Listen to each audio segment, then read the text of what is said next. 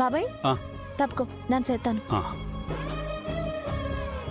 పాపం గంగ చాలా మంచిది, అందుకే దేవుడు కష్టాలన్నీ తనకే పెడుతున్నట్టున్నాడు.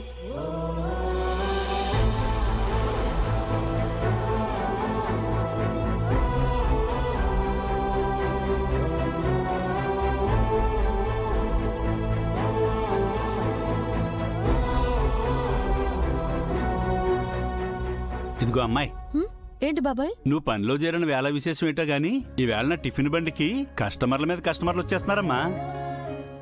ఇంత పని చేస్తున్నా కూడా అలుపు లేకుండా హుషారుగా చేసుకుంటూ పోతున్నావమ్మా. నువ్వు ముందు 2 ఇడ్లీ తిను. అయ్యో ఇప్పుడేం వద్దు బాబాయ్, ముందు కస్టమర్ల సంగతి చూడు. 2 వడ. తెస్తున్నానండి, తెస్తున్నాను.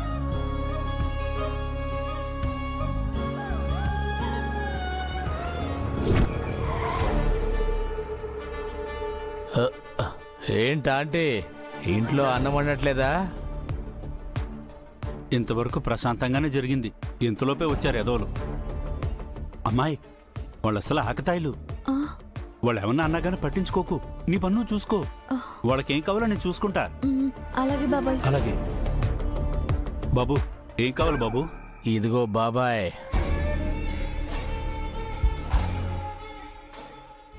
ఏంట్రోయ్ టిఫిన్ సెంటర్ చాలా కలర్ఫుల్ గా కనబడుతుంది.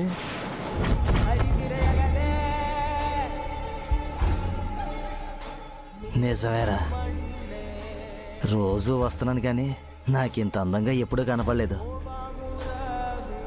ఏంటి బాబాయ్